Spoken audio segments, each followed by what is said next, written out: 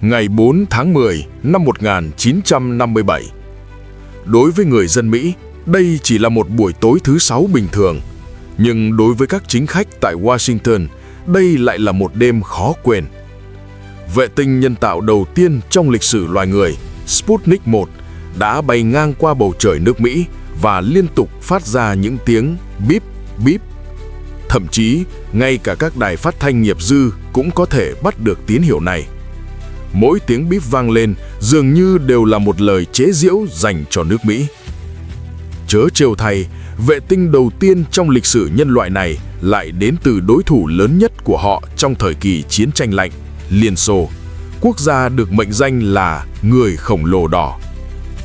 Không còn nghi ngờ gì nữa, trong lĩnh vực không gian hoàn toàn mới mẻ này, Liên Xô đã đi trước một bước và đánh bại Hoa Kỳ. Điều này đối với những người Mỹ, vốn luôn tự hào về sự thịnh vượng và nền công nghệ cao phát triển, là điều không thể chấp nhận được. Họ không thể ngờ rằng một quốc gia từng bị tàn phá nặng nề trong Thế chiến II lại có thể phát triển thần tốc đến vậy, thậm chí còn vượt mặt người Mỹ trong công cuộc khám phá vũ trụ. Sputnik 1 đã khơi dậy ý chí chiến đấu của người Mỹ, đồng thời mở ra kỷ nguyên của cuộc chạy đua vào không gian, Space Race. Trong hơn 10 năm tiếp theo, từ chú chó đầu tiên bay vào vũ trụ, đến chuyến bay có người lái đầu tiên, rồi những chuyến bay chinh phục các giới hạn mới, và cuối cùng là lần đầu tiên đưa con người đặt chân lên mặt trăng, hai siêu cường thế giới đã bắt đầu liên tục thiết lập những ranh giới mới trong công cuộc khám phá không gian. Chào mừng các bạn đến với Beam and Mer Military, tiêu điểm về những năm tháng chiến tranh lạnh. Hôm nay, chúng ta hãy cùng nói về cuộc tranh hùng Mỹ-Xô, cuộc chạy đua vào không gian.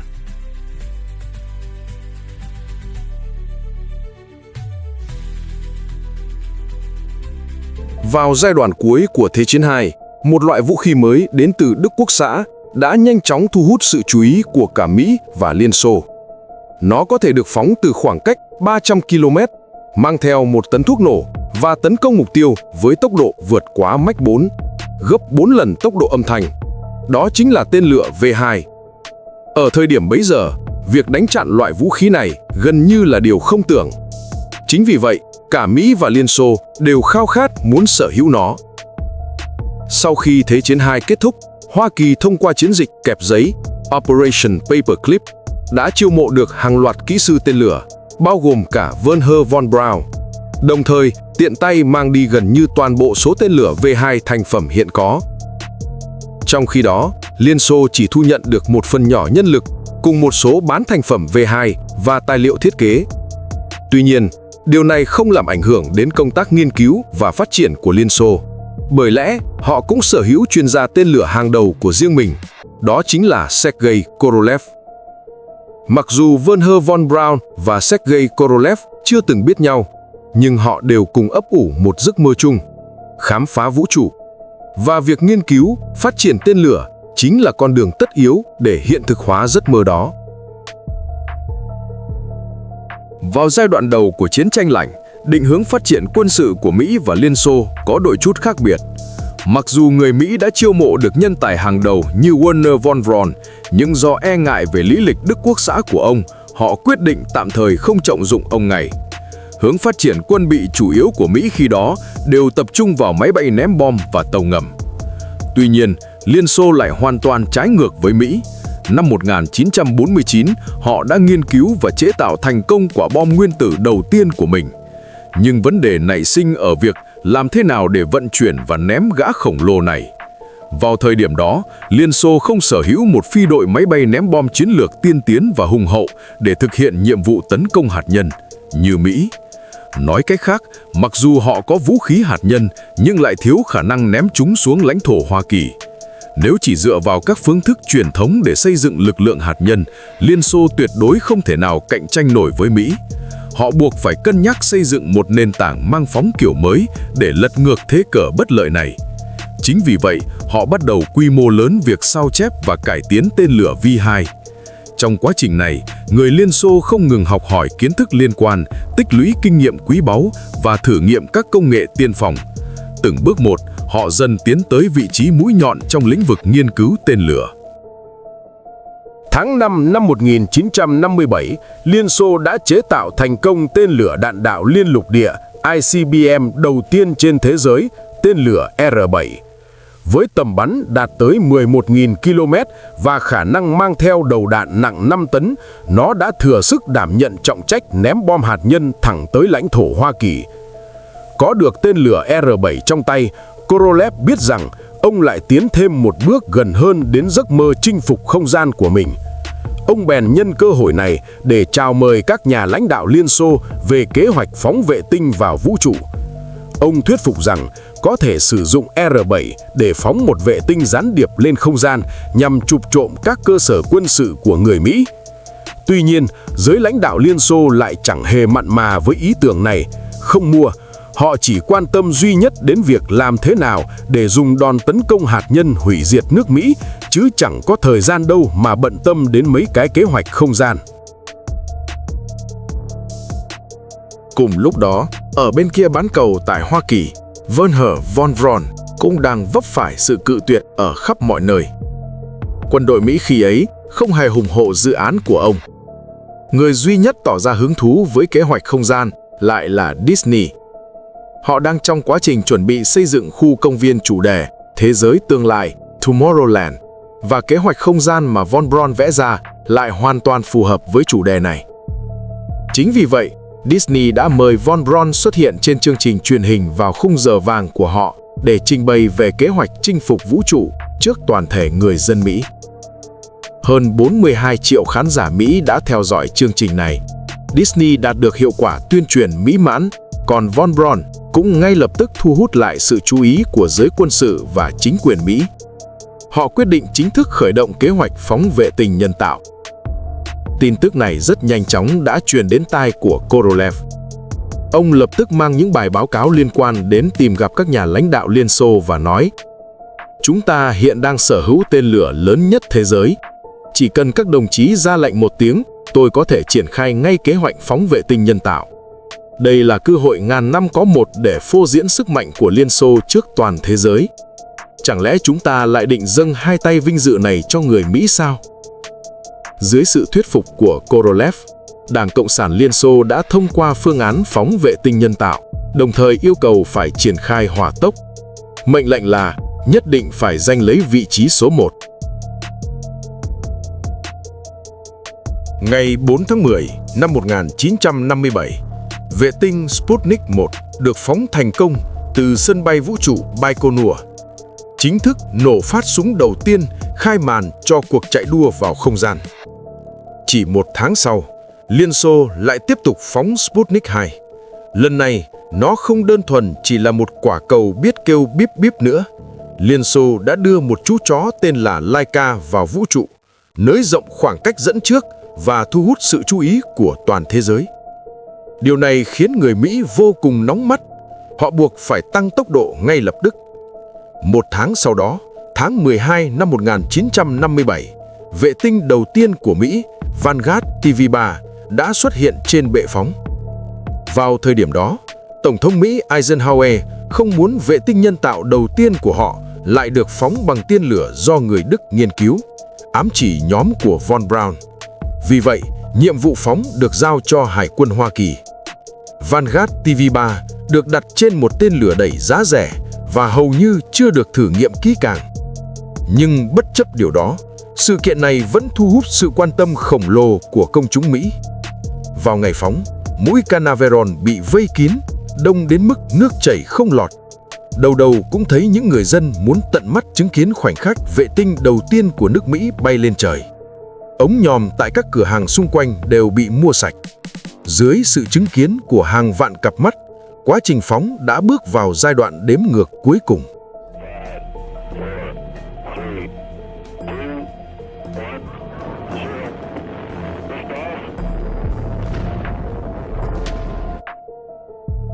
Tuy nhiên, kết quả của vụ phóng lại khiến tất cả phải ngỡ ngàng.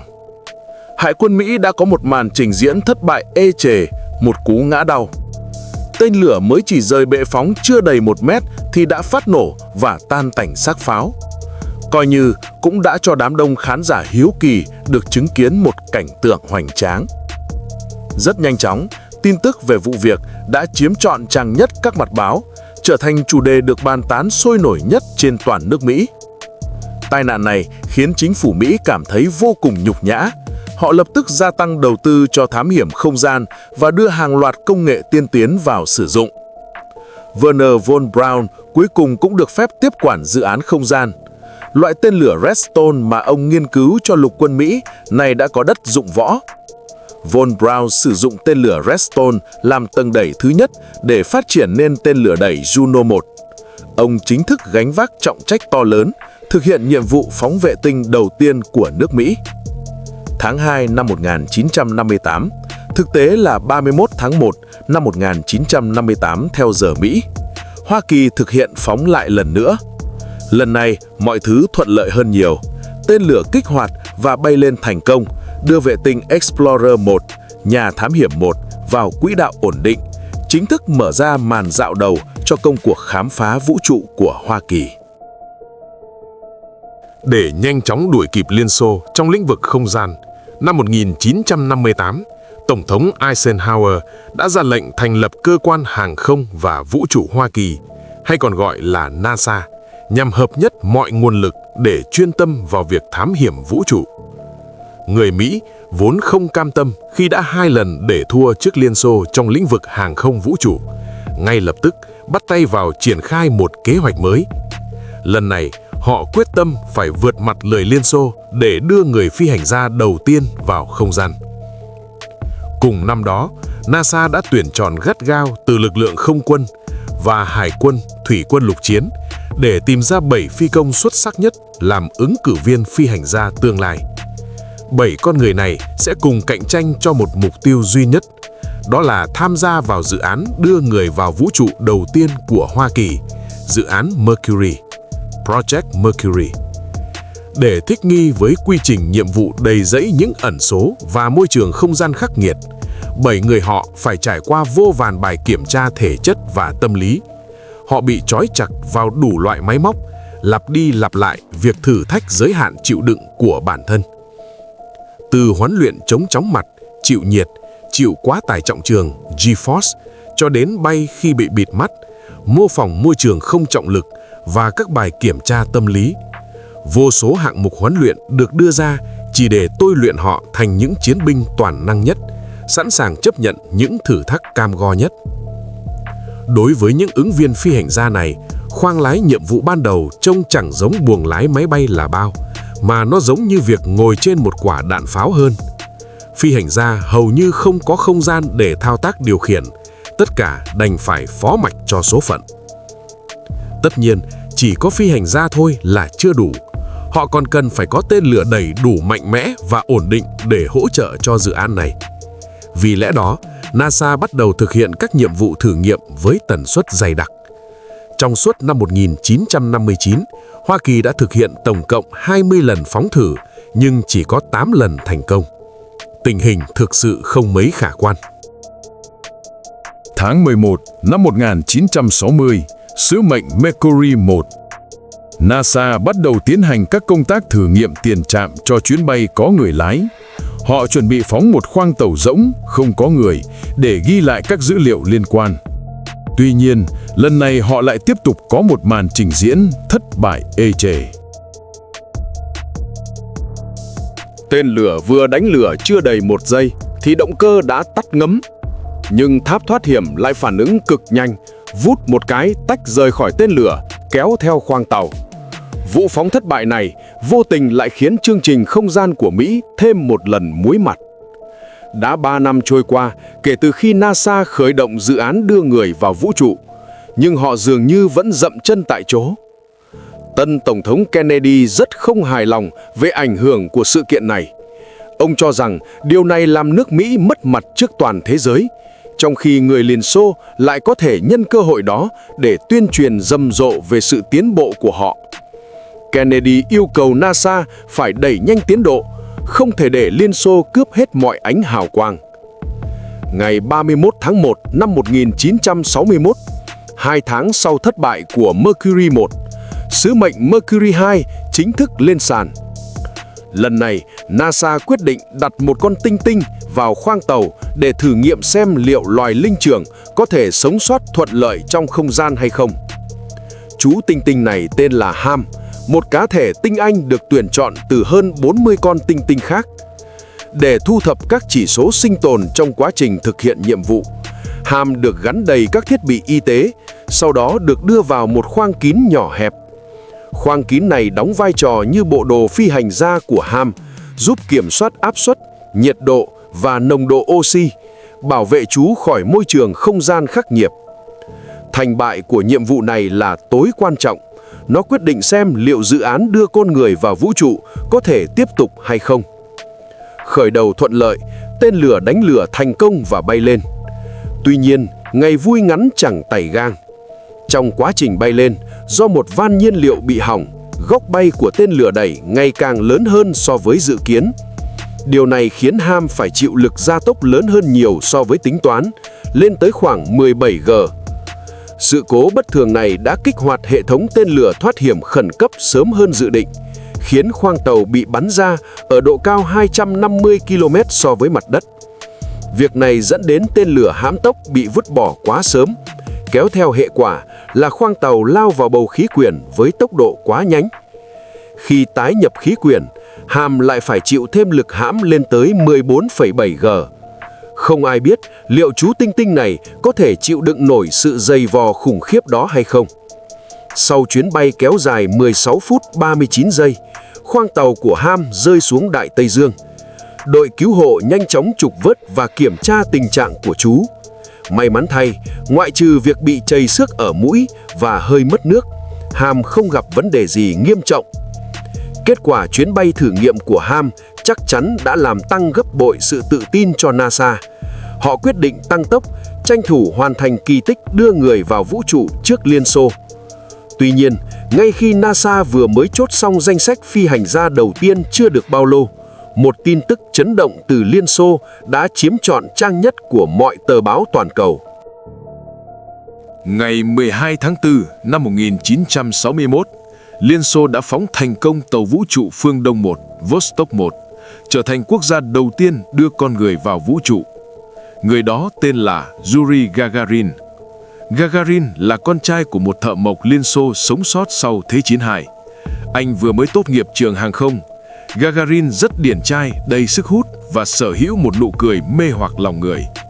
Tuy vóc dáng có phần thấp bé, nhưng lại cực kỳ rắn giỏi, tinh nhuệ, thoạt nhìn đã biết thuộc kiểu người nhỏ mà có võ, tiểu cương pháo. Có thể nói, Gagarin chính là hình mẫu hoàn hảo để Liên Xô tuyên truyền ra thế giới. Nhiệm vụ không gian lần này của anh kéo dài 108 phút. Anh đã hoàn thành xuất sắc chuyến bay vào quỹ đạo và bay trọn một vòng quanh trái đất.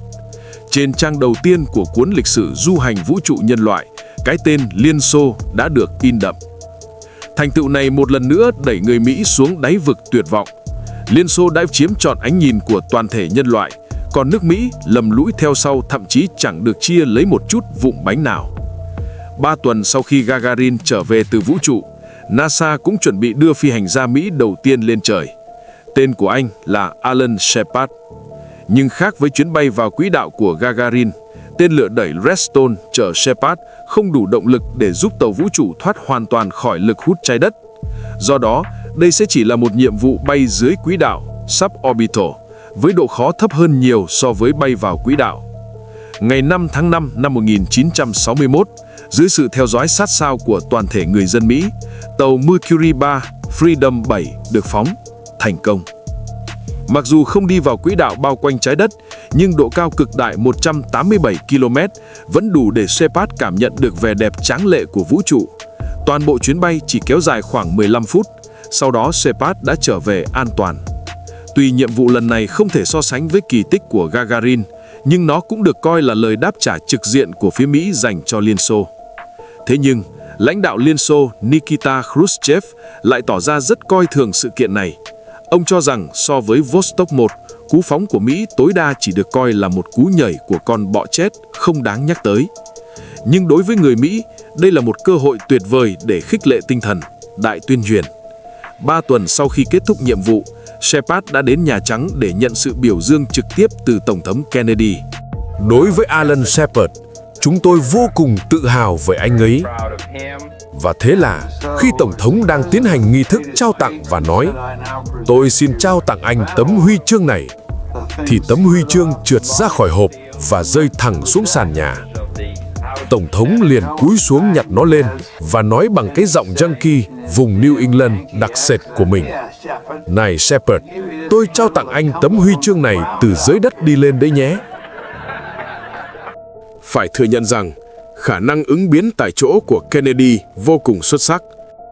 Ông dành sự ủng hộ rất lớn cho công cuộc thám hiểm không gian. Tuy nhiên, mục đích của Kennedy hoàn toàn không phải vì nghiên cứu khoa học, mà ông chỉ muốn đánh bại người Liên Xô trên mọi mặt trận. Thế nhưng, nhìn vào thực tế lúc bấy giờ, trong lĩnh vực không gian hoàn toàn mới mẻ này, Liên Xô đã bỏ xa Mỹ một khoảng cách dài. Họ nắm giữ trong tay hàng loạt kỷ lục đầu tiên, khiến những cơ hội để người Mỹ làm nên lịch sử ngày càng vơi dần. Chính vì lẽ đó, Kennedy quyết định phải thực hiện một cú hích lớn. Ngày 25 tháng 5 năm 1961, trong bài phát biểu trước Quốc hội, Kennedy đã chính thức đề ra kế hoạch đưa con người lên mặt trăng. Tôi tin rằng quốc gia này cần phải cam kết thực hiện mục tiêu trước khi thập niên này khép lại là đưa một con người đặt chân lên mặt trăng và đưa người đó trở về trái đất an toàn. Cùng thời điểm đó, khi cuộc tranh hùng trong không gian giữa Mỹ và Liên Xô đang diễn ra như vũ bão, một cường quốc bí ẩn khác đến từ phương Đông cũng chuẩn bị khởi động chương trình vũ trụ của riêng mình. Năm 1965, Trung Quốc chính thức khởi động kế hoạch nghiên cứu vệ tinh. Và 5 năm sau đó, họ đã phóng thành công vệ tinh nhân tạo đầu tiên mang tên Đông Phương Hồng 1, Dongfang Hồng 1, chính thức mở màn cho kỷ nguyên hàng không vũ trụ của Trung Quốc. Tính đến nay, đã 55 năm trôi qua kể từ sự kiện Đông Phương Hồng 1. Lịch sử hàng không vũ trụ của Trung Quốc đã chinh phục được vô số cột mốc quan trọng, từ con tàu chở người đầu tiên Thần Châu 5 đến tàu thăm dò vệ tinh đầu tiên Thường Nga 1 và sắp tới đây là sứ mệnh Thần Châu 20. Ngành hàng không vũ trụ Trung Quốc đang dũng cảm tiến vào những vùng đất chưa ai biết đến và đạt được những bước đột phá thần tốc. Quay trở lại với cuộc tranh hùng Mỹ-Xô, chỉ 2 tháng sau khi Kennedy công bố kế hoạch chinh phục mặt trăng, Liên Xô lại tiếp tục đạt được những bước tiến mới. Ngày 6 tháng 8 năm 1961, Liên Xô phóng thành công tàu vũ trụ có người lái phương Đông 2, Vostok 2, phá sâu kỷ lục trước đó của Gagarin. Phi hành gia Liên Xô Herman Titov đã bay trong không gian suốt 25 giờ đồng hồ và quay quanh trái đất tổng cộng 17 vòng. Lần này, Liên Xô lại một tay thâu tóm hàng loạt kỷ lục mới. Titov trở thành người đầu tiên ăn và là người đầu tiên ngủ trong môi trường không gian.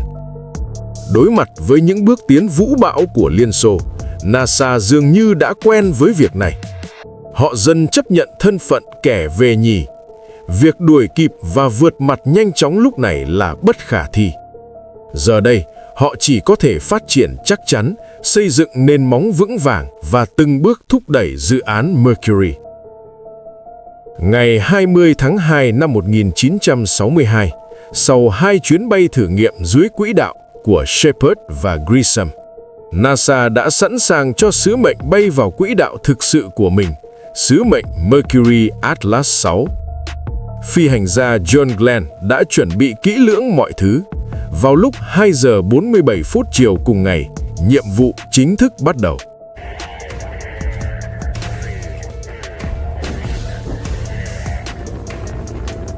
Cùng với một tiếng gầm vang rền, tên lửa đánh lửa thành công và rời bệ phóng. Gia tốc khủng khiếp ép chặt John Glenn vào sâu trong ghế ngồi. Chỉ riêng khu vực xung quanh mũi Canaveral đã có tới 5 vạn người dân có mặt để tận mắt chứng kiến quá trình phóng, cùng với hơn 100 triệu người Mỹ theo dõi qua màn hình TV. Đây là nhiệm vụ phóng thu hút sự chú ý lớn nhất của công chúng Mỹ kể từ khi cuộc chạy đua vào không gian bắt đầu. May mắn thay, nhiệm vụ diễn tiến khá suôn sẻ. Quỹ đạo bay của con tàu chở Glenn gần như không có chút sai lệch nào so với dự tính. Ông đã thành công tiến vào quỹ đạo, bay vòng quanh trái đất 3 vòng với tổng thời gian 4 giờ 55 phút và trở về mặt đất an toàn. Nhiệm vụ lần này đã nhanh chóng thổi bùng ngọn lửa nhiệt huyết của người dân Mỹ, khơi dậy làn sóng đam mê vũ trụ trên toàn quốc. Cả đất nước trên dưới đều chìm đắm trong niềm hân hoan chúc mừng. Phía NASA cũng cảm thấy rằng họ đang từng bước thu hẹp khoảng cách với Liên Xô và hy vọng đuổi kịp đối thủ vẫn còn đó. Khép lại kỷ nguyên mờ màn và hướng tới tương lai. Trong khoảng thời gian sau đó, các nhiệm vụ của dự án Mercury bước vào giai đoạn vận hành ổn định. Ngày 24 tháng 5 năm 1962, tàu Mercury 7, Aurora 7 được phóng lên. Tương tự như lần trước, nó bay quanh trái đất 3 vòng, tiêu tốn 4 giờ 55 phút. Nhiệm vụ được thực hiện hoàn hảo, gần như không có sai sót nào, khiến NASA cảm thấy rằng việc bay vào vũ trụ đã trở nên bình thường như cơm bữa. 5 tháng sau, tàu Mercury 8, Sigma 8 được phóng. Lần này, họ đã gia tăng đáng kể thời gian bay. Tổng cộng, tàu đã bay quanh trái đất 6 vòng với thời gian 9 giờ 13 phút. Nửa năm sau, vào tháng 5 năm 1963, tàu Mercury 9, Faith 7 được phóng thành công. Phi hành gia Gordon Cooper đã trải qua 34 giờ trong không gian, bay quanh trái đất 22 vòng, chính thức đặt một dấu chấm hết viên mãn cho dự án Mercury. Tổng kết lại, dự án Mercury đã thực hiện 26 nhiệm vụ phóng, trong đó có 6 chuyến bay có người lái. Sau khi dự án này kết thúc, NASA về cơ bản đã nắm vững kỹ thuật đưa người bay vào quỹ đạo trái đất. Giờ là lúc phải tiến sâu hơn vào vũ trụ. Vì mục tiêu đó, Tổng thống Kennedy đã đích thân đến thăm NASA để kiểm tra tiến độ của nhiệm vụ mặt trăng. Trên chiếc bảng trắng, những hình hài sơ khai nhất của dự án Apollo đã được trình bày để ông thẩm định. Tuy nhiên, khi dự án Mercury kết thúc, NASA nhận ra rằng để đến được mặt trăng vẫn còn một núi việc đang chờ họ giải quyết. Việc khởi động ngay dự án Apollo vào lúc này là thiếu thực tế. Họ cần một dự án trung gian, cầu nối để tích lũy những kinh nghiệm và kiến thức cần thiết. Và thế là bước chuẩn bị quan trọng trước khi lên mặt trăng đã ra đời, dự án Gemini, dự án song tử. Cùng thời điểm đó, chương trình Phương Đông, Vostok của Liên Xô cũng đi đến hồi kết đúng như dự kiến. Ngày 19 tháng 6 năm 1963, ngày hạ cánh, Liên Xô đã hoàn thành nhiệm vụ cuối cùng của chương trình, chuyến bay Phương Đông 6, Vostok 6. Nhiệm vụ này đã đưa phi hành gia Valentina Tereshkova vào không gian, biến bà trở thành nữ phi hành gia đầu tiên trên toàn thế giới, đồng thời khép lại chương trình Phương Đông một cách trọn vẹn. Tương tự như Hoa Kỳ, Liên Xô cũng chuẩn bị khởi động các kế hoạch không gian mới của mình, đó chính là chương trình Voskhod bình minh và chương trình Soyuz liên hợp. Ok, đó là toàn bộ nội dung của video kỳ này.